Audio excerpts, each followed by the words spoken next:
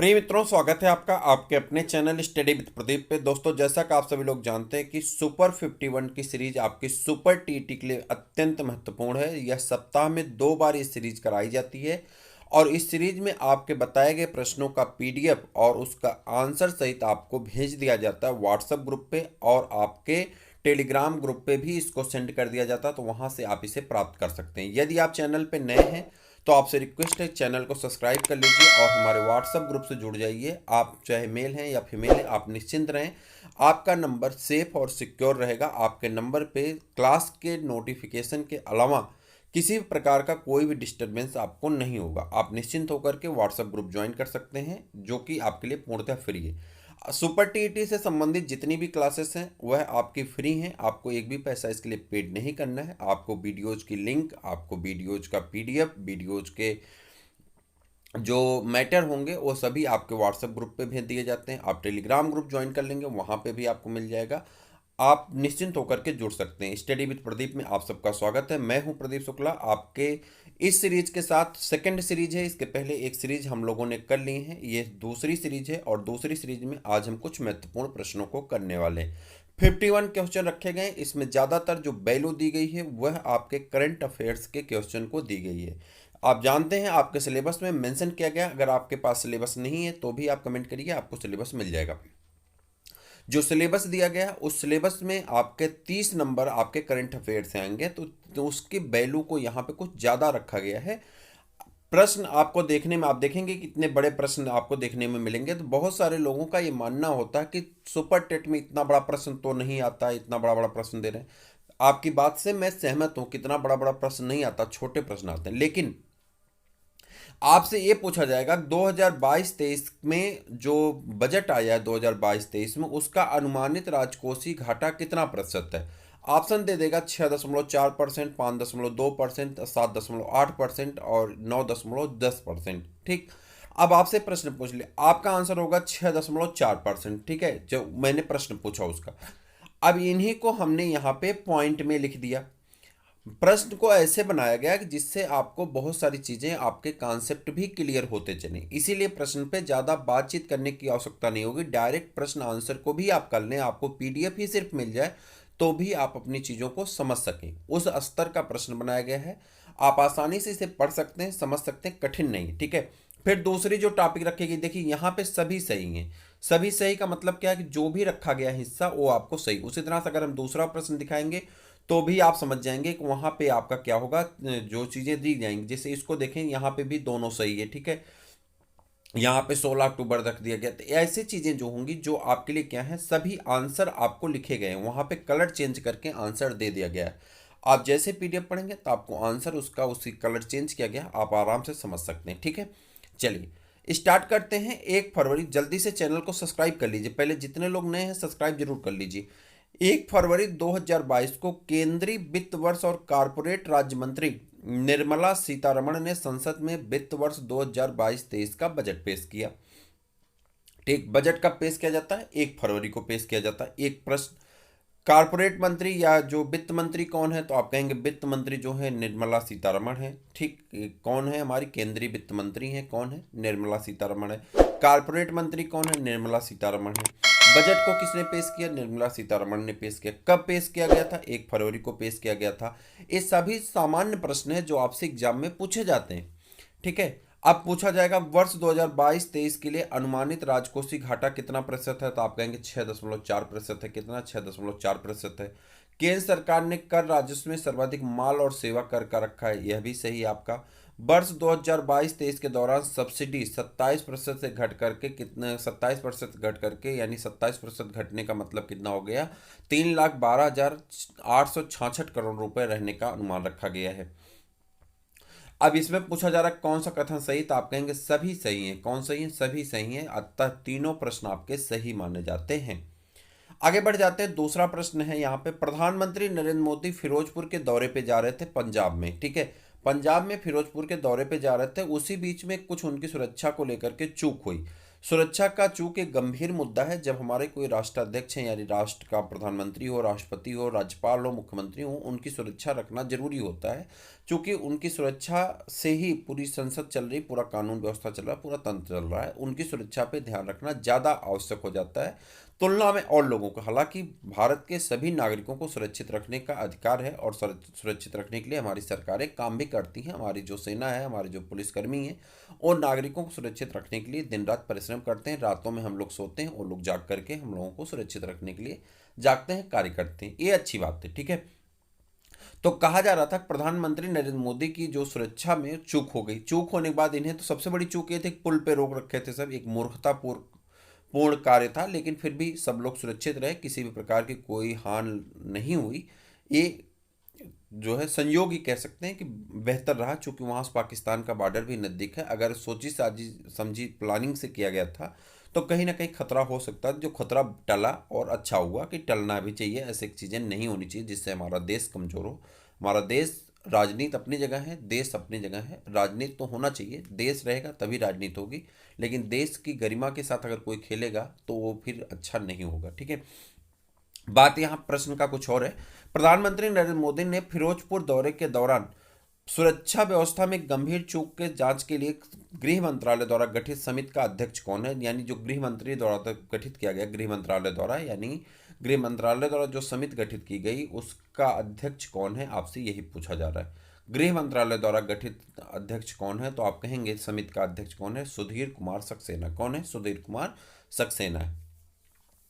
जनवरी 2022 में किसके साथ भारत का व्यापार 100 अरब डॉलर को भी पार कर गया? 100 अरब डॉलर से ज़्यादा का व्यापार हो रहा है किसके साथ? तो वह देश कौन है? तो वह देश है आपका चीन, ठीक है। मोबाइल से लेकर के आपके एलईडी बल्ब से लेकर के मोबाइल तक सब कुछ बेच रहा है, और उसके बावजूद भी हम इतना विरोध करते हैं तब भी बिजनेस आगे ही बढ़ रहा है, और 100 अरब डॉलर का बिजनेस भारत के साथ वो कर रहा है। कौन? चीन। जनवरी 2022 में किसे बीजिंग स्थित बहुपक्षीय वित्त पोषण संस्थान एशियाई अवसंरचना निवेश बैंक का उपाध्यक्ष नियुक्त किया गया? तो एशियाई अवसंरचना निवेश बैंक का उपाध्यक्ष नियुक्त किया गया किसको? उर्जित पटेल को, जो कि कुछ दिन पहले आपके भारत के आरबीआई जो है उसके भी अध्यक्ष रह चुके हैं, उर्जित पटेल, ठीक है। जनवरी 2022 में केंद्रीय आयुष मंत्रालय की पहल पर किस तिथि को 75 लाख लोगों ने सूर्य नमस्कार किया? वो कौन सी तिथि थी जिस समय लोग, आयुष मंत्रालय की ये मांग है, केंद्रीय आयुष मंत्रालय की एक पहल थी जिसने 75 लाख लोगों से ज़्यादा लोगों ने सूर्य नमस्कार किया। वो था मकर संक्रांति का दिन, यानी 14 जनवरी 2022। आर के लक्ष्मण का संबंध निम्नलिखित में से किससे? आर के लक्ष्मण के बारे में आपको बताना है। आर के लक्ष्मण का संबंध किससे है? उनकी कार्टून में किरदार जो था उसका नाम था कॉमन मैन, ये भी सही है। और रेमन मैग्सेसे पुरस्कार से उन्हें 1984 में मतलब सम्मानित किया गया था, यह भी सही है। तो दोनों चीज़ें आपकी सही हैं। किसके बारे में? आर के लक्ष्मण के बारे में दोनों चीज़ें सही हैं। विश्व खाद्य दिवस कब मनाया जाता है? तो आप कहेंगे विश्व खाद्य दिवस मनाया जाता है 16 अक्टूबर को। कब मनाया जाता है? 16 अक्टूबर को मनाया जाता है विश्व खाद्य दिवस। कब मनाया जाता है? 16 अक्टूबर को विश्व खाद्य दिवस मनाया जाता है। आपको बताना है हर घर दस्तक अभियान का संबंध किससे? हर घर दस्तक अभियान का संबंध किससे है? हर घर दस्तक अभियान का संबंध किससे? कोविड टीकाकरण से। यानी जो कोविड का टीकाकरण लेने नहीं जा रहे हैं, घर घर जा कर के लोग उन्हें कोविड का टीकाकरण करवा रहे हैं, ठीक। एक बहुत इंपॉर्टेंट प्रश्न है 2023 की परीक्षा की दृष्टि से, और आपके एग्जाम में अवश्य पूछा जा सकता है। ये हम इसको देते हैं 5 की रेटिंग का प्रश्न मानते हैं। और इस प्रश्न को अगर हम ध्यान से देखें तो कहा जा रहा है जनवरी 2023 में पहली बार विश्व बधिर T20 क्रिकेट चैंपियनशिप का आयोजन किया जाएगा। वह किस राज्य में होगा? फिर से देखते हैं। कह रहा जनवरी 2023 में पहले विश्व बधिर क्रिकेट टूर्नामेंट, यानी बहरे लोग क्रिकेट का टूर्नामेंट खेलेंगे, तो ये किस राज्य में होगा इसके बारे में आपको बताना। तो भारत के केरल राज्य में होगा। कहाँ पर होगा? भारत के केरल राज्य में होगा। प्राकृतिक चुंबक का उदाहरण है, आपने पढ़ा होगा क्लास 6 की एनसीईआरटी से प्रश्न लिया गया है। क्लास 6 की एनसीईआरटी में एक चैप्टर है चुंबक, ठीक। चुंबक में आपने पढ़ा होगा मैग्नस नामक एक व्यक्ति था जो गडेरिया था। वो अपने राड होता था, उस राड में लोहे का मेटल लगाया होता था। वो पर्वत पे बकरियों को अपने चराने जाता था। जब वहाँ पे बकरियों को चराने जाता था तो वहीं पे वो सो गया, तो उसका जो लोहे की पिन थी वो लोहे की पिन चुंबक से चिपक गई।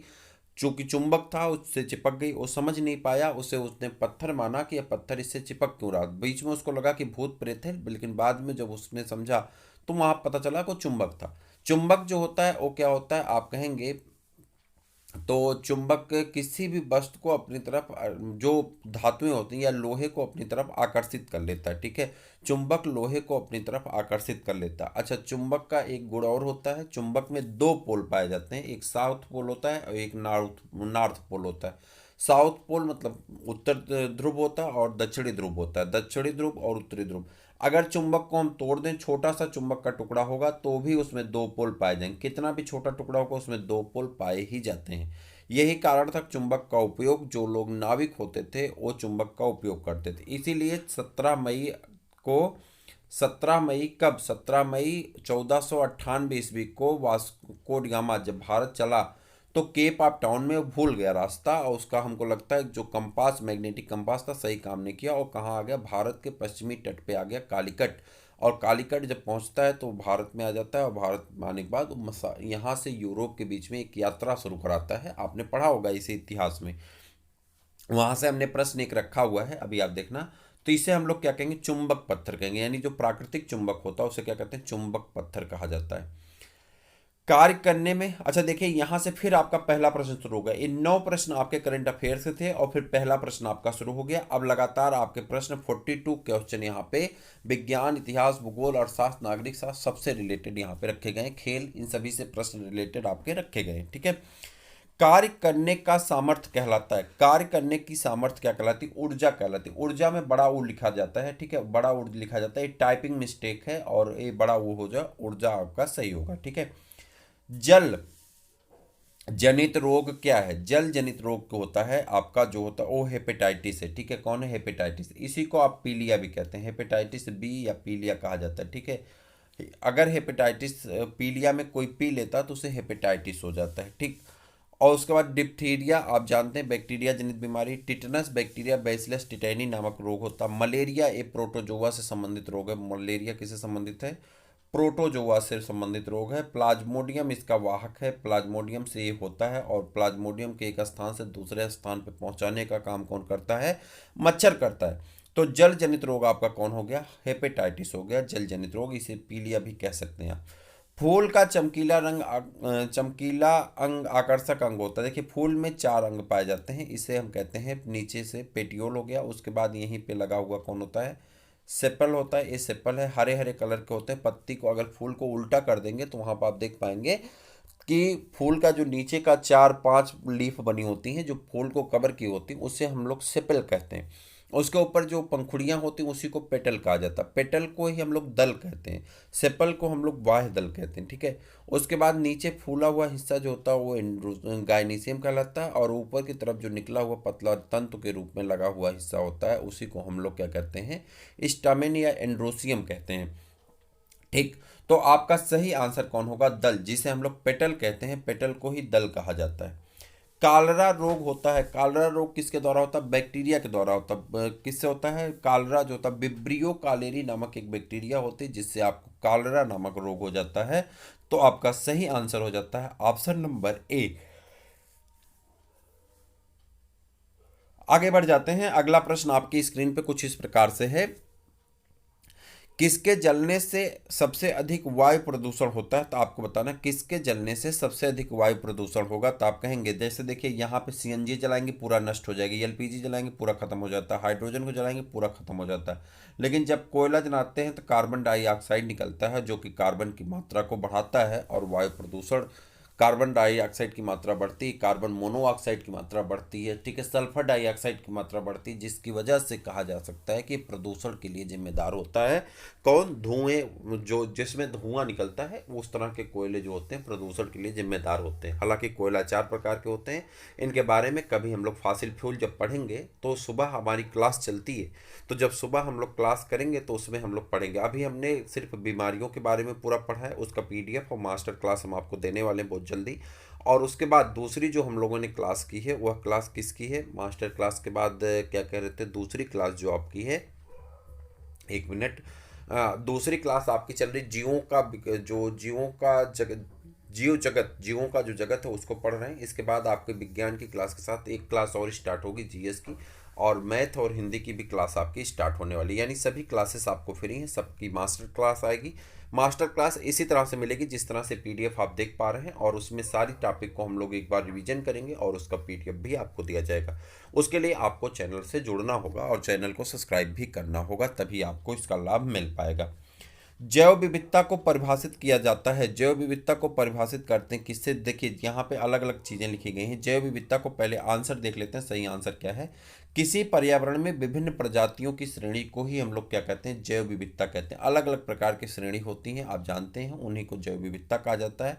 अब कह रहा है किसी पर्यावरण में रोजाना का मौसम परिवर्तन नहीं, एक सेकेंड माफ करिएगा, यहाँ पे वो क्या क्या कहते हैं, जो है जैसे थोड़ा सा हो जाता है, तो हो गया ये आपका, किसी पर्यावरण में रोजाना और मौसम परिवर्तन। फिर से एक बार इसको देखते हैं।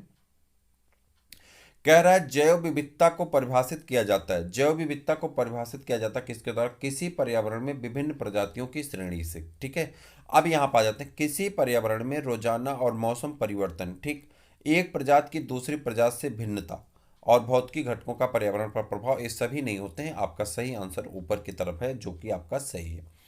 सर्वप्रथम बायोडायवर्सिटी शब्द का प्रयोग किसने किया था, तो वाल्टर जी रोजन ने किया था। डब्ल्यू जी रोजन कहा जाता है। वाल्टर जी रोजन ने सर्वप्रथम बायोडायवर्सिटी यानी जो आपकी बायोडायवर्सिटी है इसके बारे में उन्होंने बताया था। बायोलॉजिकल डाइवर्सिटी भी कहते हैं, जैव विविधता कहा जाता है। ठीक है, जैव विविधता का सबसे महत्वपूर्ण पहलू कौन होता है, जैव विविधता में जो पारिस्थितिकी तंत्र का निर्वहन करता है, ये सबसे महत्वपूर्ण पहलू माना जाता है, पारिस्थितिकी तंत्र का निर्वहन। जैव विविधता दिवस कब मनाया जाता है, जैव विविधता दिवस जो है आपका कब मनाया जाता है, 29 दिसंबर को मनाया जाता है। कब मनाया जाता है, 29 दिसंबर को मनाया जाता है। कहीं कहीं पे आपको 22 मई मिलेगी, तो वो यूएनओ मनाता है। ठीक है, तो जैव विविधता कब मनाया जाता है, 29 दिसंबर को मनाया जाता है। संयुक्त राष्ट्र संघ ने निम्न में से किसे 2011 से 2020 का दशक निर्दिष्ट किया था, तो आप कहेंगे जैव विविधता दशक के रूप में जाना जाता है। 2011 से 2020 का जो काल होता है उसे जैव विविधता दिवस काल के रूप में माना जाता है, दशक काल के रूप में माना जाता है। 17 मई 1498 को वास्को ड गामा भारत के किस तट पर पहुंचा था, यानी किस तट पर पहुंचा था, ये क्वेश्चन मार्क है। तट पर स्थित कालीकट बंदरगाह पर पहुंचकर भारत और यूरोप के बीच में समुद्री मार्ग की खोज की। तो आपको बताना है कि वास्को ड गामा कब पहुंचा, तो आप कहेंगे 1498 में पहुंचा था। किस तारीख को पहुंचा था, 17 मई को पहुंचा था। कहाँ पे पहुंचा था, कालीकट पहुंचा था। यह कौन सा तट है, पूर्वी है, पश्चिमी है, उत्तरी है, दक्षिणी, तो आप कहेंगे ये पश्चिमी तट था, और पश्चिमी तट पे पहुंचा था कौन, वास्को डी गामा। पुर्तगालियों ने अपनी पहली कोठी, व्यापारिक कोठी का निर्माण कहाँ पे किया था, पुर्तगालियों ने अपनी पहली व्यापारिक कोठी कहाँ पर खोली थी, तो आप बताएंगे पुर्तगालियों ने अपनी पहली व्यापारिक कोठी कहाँ पे खोली थी, तो कोचीन में खोली थी। कहाँ पे, कोचीन में इनकी पहली व्यापारिक कोठी खुली थी। ठीक है, कहाँ पे, कोचीन में। ठीक, टीपू सुल्तान की मृत्यु किस आंग्ल मैसूर युद्ध के समय हुई थी, टीपू सुल्तान की जो मृत्यु हुई थी वह आपके चतुर्थ आंग्ल मैसूर युद्ध के समय हुई थी। तो आपका सही आंसर हो जाता है चतुर्थ आंग्ल मैसूर युद्ध के समय किसकी, टीपू सुल्तान की मौत हो गई थी। अहोम विद्रोह का संबंध किस राज्य से है, तो आप कहेंगे अहोम विद्रोह का संबंध होता है असम से। कहाँ से संबंधित है, असम से संबंधित है। अहोम विद्रोह किससे संबंधित है, असम से संबंधित होता है। ठीक है, उसके बाद गांधी जी ने सर्वप्रथम सत्याग्रह का प्रयोग कब किया था, तो गांधी जी ने सर्वप्रथम सत्याग्रह का प्रयोग कहाँ किए थे, तो दक्षिण अफ्रीका में किए थे। और उसके बाद भारत में अगर पूछ ले, भारत में सर्वप्रथम कहाँ पे किए थे, भारत में सर्वप्रथम बिहार राज्य में किए थे। अगर सर्वप्रथम कहाँ किए थे, तो आप कहेंगे सर्वप्रथम सत्याग्रह का प्रयोग किया गया था दक्षिण अफ्रीका में। लेकिन भारत में सर्वप्रथम सत्याग्रह का प्रयोग कहाँ किया गया था, तो आप कहेंगे किस राज्य में, तो आप कहेंगे बिहार राज्य में किया गया था। कहाँ पे, बिहार राज्य में किया गया था। धूमकेतुओं के बारे में आपका सौरमंडल आपका चैप्टर रखा गया है आपके सिलेबस में, तो आपसे पूछा जाएगा हैले नामक धूमकेतु का परिक्रमण काल क्या होता है। तो 76 वर्ष में आते हैं। धूमकेतु जो होते हैं ये टिकाऊ नहीं होते हैं, ये आते हैं विलुप्त हो जाते हैं, लेकिन इनके आने का समय निश्चित होता है। तो ये 76 वर्ष के समय के बाद रिवीजन करते हैं, यानी रिपीट होकर के फिर से आते हैं। सौरमंडल का तीसरा सबसे बड़ा ग्रह कौन सा है, तो आप बताएंगे। प्रथम नंबर पे कौन है सौरमंडल में, आपका बृहस्पति। दूसरे नंबर पे कौन है, शनि है। तीसरे नंबर पे अरुण है। तीसरे नंबर पे कौन है, अरुण। ये तीसरा सबसे बड़ा ग्रह होता है कौन, अरुण। तीसरा सबसे बड़ा ग्रह हो जाता है। जब पृथ्वी सूर्य के अत्यधिक पास होती तो उसे उपसौरिक कहते हैं। यह स्थिति किस स्थिति को होती है, वो एक होता है उपसौरिक और एक होता है अपसौरिक। ठीक है, अपसौर एक होता है उपसौर। अपसौर में क्या हो जाता है, पृथ्वी बहुत दूर हो जाती। ये घटना होती 4 जुलाई को। अपसौर कब होता है, 4 जुलाई को। और उपसौर कब होता है, 3 जनवरी को। कब होता है, 3 जनवरी को उपसौर मनाया जाता है।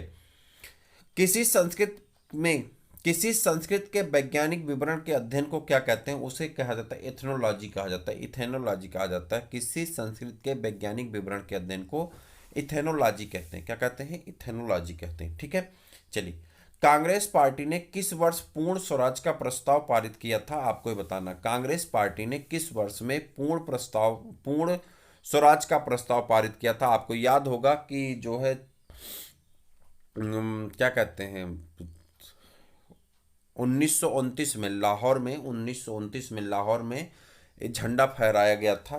ठीक है, तो रात में 12 बजे। तो 1929 में जो है ये आपका सही आंसर हो जाएगा, 1929 में। ठीक है।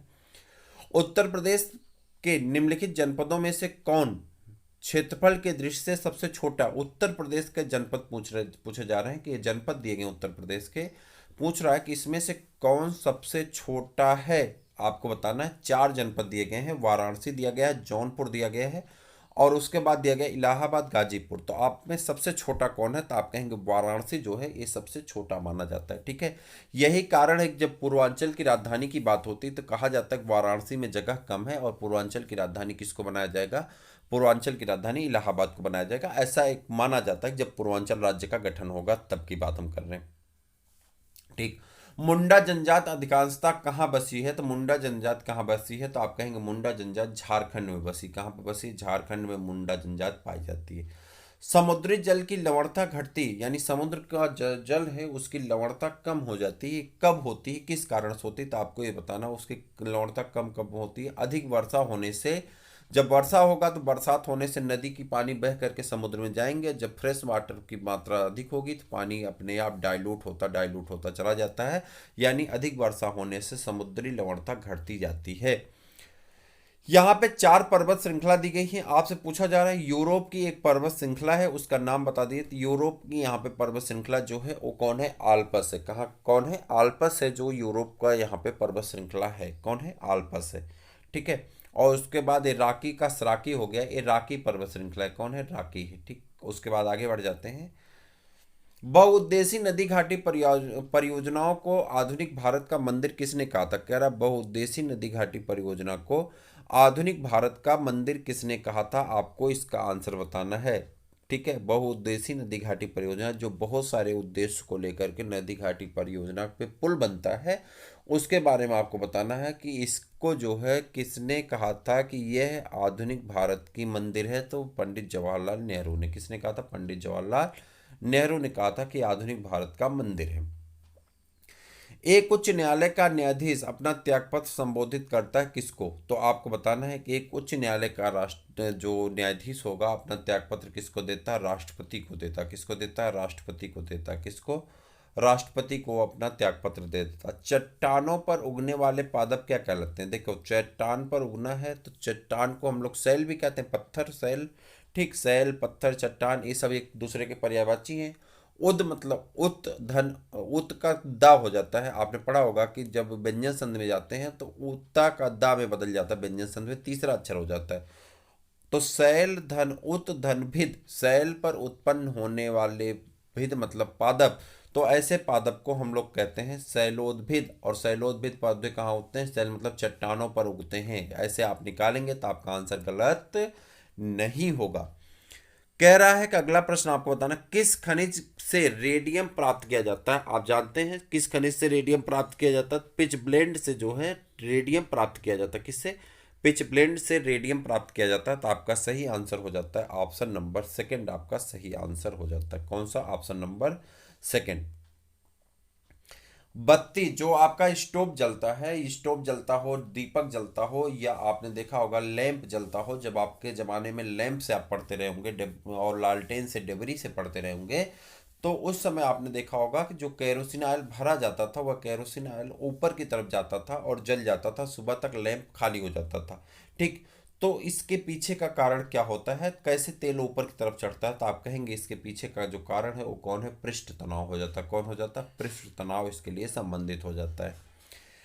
आम की बीज रहित प्रजाति कौन सी है? आम की बीज रहित, जिसमें बीज नहीं पाया जाता, ऐसे आम की प्रजाति के बारे में बताना। आम की बीज रहित प्रजाति कौन सी है, इसका आंसर करना है। तो आम की बीज रहित प्रजाति जो है वो कौन है? सिंधु है। कौन है? सिंधु है। उत्तर प्रदेश में रानी लक्ष्मीबाई बांध परियोजना निर्मित है कहाँ पे? बेतवा नदी पर। उत्तर प्रदेश में रानी लक्ष्मीबाई बांध परियोजना निर्मित है कहाँ पे? बेतवा नदी पर निर्मित है। पीत क्रांति का संबंध है उत्पादन से। पीत क्रांति का संबंध किसके उत्पादन से? तो आप कहेंगे तिल उत्पादन से। खाद्यान्न उत्पादन से हरित क्रांति, मत्स्य उत्पादन से नीली क्रांति, दुग्ध उत्पादन से श्वेत क्रांति। ठीक है, चलिए आगे बढ़ जाते हैं। किसी निश्चित क्षेत्र में प्राणियों की संख्या की सीमा जिसे पर्यावरण समर्थन कर सकता है कहलाती। कह रहा कोई एक निश्चित स्थान है जहां पे प्राणियों की संख्या इतनी है कि उसे पर्यावरण में जो है भार नहीं माना जा सकता, उसे पर्यावरण समर्थ करता है यानी सहन कर सकता है। उसे क्या कहते हैं? उसे वहन क्षमता कहते हैं। क्या कहते हैं? वहन क्षमता, यानी धारण करने की या सहने की क्षमता कहा जाता है। उत्तर प्रदेश की प्रमुख लोक नृत्य कौन सी है? तो आपको बताना उत्तर प्रदेश की प्रमुख लोक नृत्य कौन सी है। तो आप यहाँ देखेंगे धोबिया, राई, सायरा, ये तीनों जो है उत्तर प्रदेश के लोक नृत्य के अंतर्गत आते हैं। अतः आपका जो है उपरोक्त सभी सही आंसर हो जाएगा। निचली गंगा के बारे में आपको बताना, निचली गंगा नहर का उद्गम स्थल कहाँ पर है? तो आप बताएंगे निचली गंगा नहर का उद्गम स्थल जो होता है कहाँ पर होता है? अरोरा में होता है। कहाँ पे होता है? अरोरा में होता है। ठीक, चलिए। क्लोरोफिल में कौन सी धातु आयन पाया जाता है? क्लोरोफिल में कौन सा धातु आयन पाया जाता है? तो आप कहेंगे मैग्नीशियम धातु आयन पाया जाता है। कौन सा पाया जाता है? मैग्नीशियम धातु आयन पाया जाता है। निम्न में से कौन सा मनुष्य में अवशेषी अंग नहीं? अवशेषी अंग उन अंग को कहा जाता है जो हमारे पूर्वज में कार्यरत थे लेकिन हमारे शरीर में वो अकार्यरत है, मतलब कार्य नहीं करते हैं। अगर बात करें तो इंसान की उत्पत्ति के बारे में, तो जो बहुत सारे ऐसे हमारे अंग हैं जो हमारे पूर्वजों में कार्यरत थे लेकिन हमारे बॉडी में आने के बाद कार्य नहीं करते, ऐसे अंगों को हम लोग अवशेषी अंग कहते हैं। मनुष्य की बात करें तो मनुष्य में लगभग 100 प्रकार के अवशेषी अंग पाए जाते हैं, लेकिन यहाँ पे 4 दिए गए हैं, उसमें से पूछ रहा है कौन सा अवशेषी अंग नहीं है। यहाँ पे अगर हम आ जाएंगे तो आपका सही आंसर हो जाता है ऑप्शन नंबर सी, कृंतक। कृंतक को हम लोग क्या कहते हैं? दांत होता है। ठीक है, कृंतक क्या होता है? दांत होता है। इसे इंसीजर कहा जाता है। उसके बाद कैनाइन आता है, कैनाइन के बाद प्री मोलर आता है, प्री मोलर के बाद मोलर आता है। 4 प्रकार के हमारे दांत होते हैं। हमारा दांत जब उगता है तो उसे मिल्क का टीथ कहा जाता है। मिल्क का टीथ 6 वर्ष से लेकर के 3 वर्ष के बीच में उगाता है और 7 से 8 वर्ष के बीच में टूटने लगता है। 6 से 7, 5 से 6 वर्ष के बीच में टूटने लगता है। इसे हम लोग मिल्क टीथ कहते हैं। उसके बाद उसके जगह पर आता है परमानेंट टीथ। परमानेंट टीथ के बाद जिसे अस्थायी दांत कहते हैं वो जीवन भर रहता है। दांतों की संख्या 32 होती है। तो दांत अभी भी काम करता है जो उसका काम करना है, लेकिन ये अवशेषी अंग नहीं है, तो इसलिए दांत सही हो गया। नेक्टेटिन पर्दा क्या होता है? आँख के ऊपर पाया जाता है। कर्णपाली कान पल्लो जो होता है वो कान में पाया जाता है। और वर्मी फार्म अपेंडिक्स आप सबने सुना होगा, जो एनिमल होते हैं वर्मी फार्म अपेंडिक्स, वहाँ पे सेलुलोज के पाचन के लिए जरूरी होता है, जबकि हम लोगों के शरीर में कैसा है? यह जो है आपका अवशेषी अंग के रूप में जाना जाता है। आपको बताना एयरलाइंस गोल्ड कप का संबंध किस खेल से है? तो एयरलाइंस गोल्ड कप का संबंध किस खेल से? तो आप कहेंगे फुटबॉल खेल से। किससे? फुटबॉल खेल से। फुटबॉल में कितने खिलाड़ी खेलते हैं? तो 11 खिलाड़ी। क्रिकेट में कितने खेलते हैं? 11 खेलते हैं। हॉकी में कितने खेलते हैं? 11 खेलते हैं। फुटबॉल में कितने खेलते हैं? 11 नहीं खेलते जी। फुटबॉल में कितने खिलाड़ी खेलते हैं? आपको बताना फुटबॉल में कितने खिलाड़ी खेलते हैं? 11 तो किस में खेलते हैं? क्रिकेट में खेलते हैं। ठीक, 11 किस में खेलते हैं? हॉकी में खेलते हैं। फुटबॉल में कितने खेलने? आप कमेंट करिएगा, वो गलत हो गया था। आप बताइए फुटबॉल में कितने खेलते हैं। ठीक, प्राकृतिक अनुक्रिया है। प्राकृतिक अनुक्रिया किससे संबंधित है? तो आप कहेंगे प्राकृतिक अनुक्रिया जो संबंधित है वो स्किनर से संबंधित। पावलॉव कुत्ते पे अध्ययन किया था, थॉर्नडाइक ने किस पे किया था? और यहाँ पे जो सही आंसर आपका है स्किनर से संबंधित। प्राकृतिक अनुक्रिया किससे संबंधित है? स्किनर से। सीखने के लिए किस तत्व का होना आवश्यक है? सीखने के लिए आपको भूख लगी होनी चाहिए। भूख का मतलब आपकी इच्छा होनी चाहिए, जागृति होनी चाहिए कि हमको ये चीज़ सीखनी है। अगर आपके अंदर जागृति नहीं है, इच्छा नहीं है, तो सीखने की भूख नहीं है, तो आप सीख नहीं पाएंगे। ठीक है। और समय के पाबंदी का ज्ञान होता है किसके द्वारा होता है? समय के पाबंदी का ज्ञान किसके द्वारा होता है? तो आप कहेंगे अनुकूलित अनुक्रिया के द्वारा होता है। किससे? अनुकूलित अनुक्रिया के द्वारा होता है। और सीखना विकास की एक प्रक्रिया है, या कथन किसका है? तो आप कहेंगे यह कथन वुडवर्थ का। किसका है? वुडवर्थ का। सीखना विकास की एक प्रक्रिया है, किसका कथन है? तो आप कहेंगे वुडवर्थ का है। तो वीडियो को पूरा देखने के लिए बहुत बहुत धन्यवाद। अपने मित्रों को शेयर करिए। सप्ताह में 250, यहाँ पर 1 मिनट सुन लीजिएगा। जो आपका सुपर 11 है यह डेली आता है, सुपर 11। और सुपर 51 जो है, ये सुपर 51 आपका सप्ताह में 2 मिलता है। इसका पीडीएफ भी आपको शेयर किया जाता है। आप चैनल से नहीं जुड़े हैं तो जुड़ जाइए, व्हाट्सएप ग्रुप को ज्वाइन कर लीजिए, फिर आपको और भी क्लासेस वहाँ पे मिलती रहेंगी। तो इसी के साथ आज हम इजाज़त लेते हैं, फिर मिलेंगे किसी और वीडियो में। तब तक के लिए इजाज़त दीजिए। जय हिंद।